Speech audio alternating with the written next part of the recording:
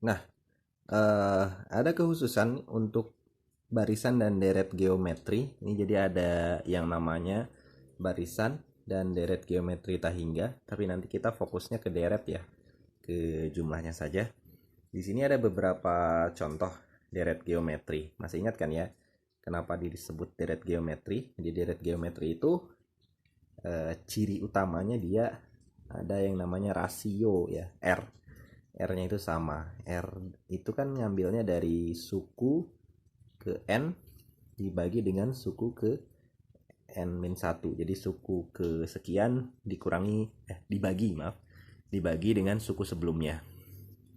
Contoh nih di sini ada 4 contoh ya. Untuk deret geometri ada 2 tambah 4 tambah 8. Ini kalau tandanya seperti ini itu artinya seterusnya ya. Dan seterusnya sampai ditambah 128. Ini betul tidak deret geometri? Tinggal lihat saja rasionya. Rasio itu kalau misalnya kita ambil 4 sukunya ya, suku ke n-nya 4, kemudian suku n-1-nya berarti kan 2. 4 dengan 2. Berarti berapa? 4 bagi 2 itu akan sama dengan 8 bagi 4 dan seterusnya. Ini rasionya berarti berapa? 2 ya.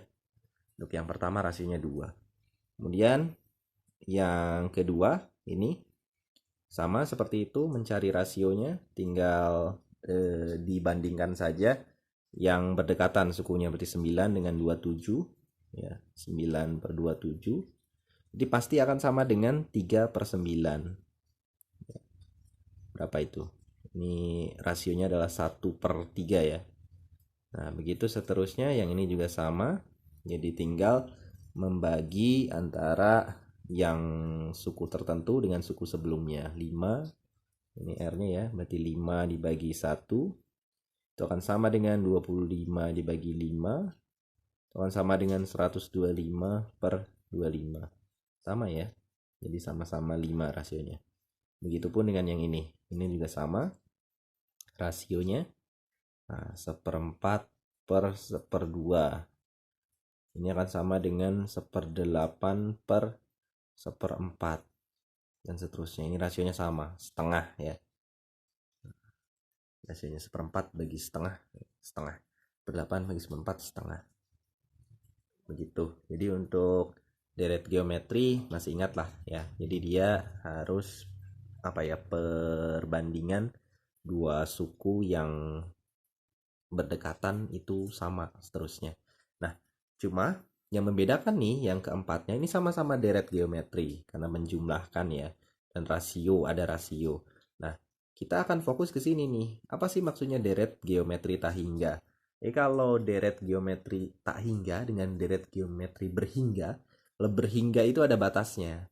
Ya, ada batasnya. Jadi misal nih yang pertama, apakah ini dia berhingga atau tak hingga? Kita lihat saja. Nah, tandanya ini kalau ini kan dan seterusnya ya, karena tidak tidak cukup dituliskan dan seterusnya, jadi 2 tambah 4 dan seterusnya sampai 128. Ada tidak suku setelah 128? Tidak ada. Jadi dia hanya terbatas sampai 128 ini. Maka yang ini deret geometri tapi berhingga. Ini berhingga. Ya, karena dia terbatas sampai 128. Kemudian ini juga sama nih yang kedua. Dan seterusnya sampai 1/243. Ada nggak seterusnya setelah 1/243? Tidak ada. Ini juga sama. Ini juga deret geometri berhingga. Ya.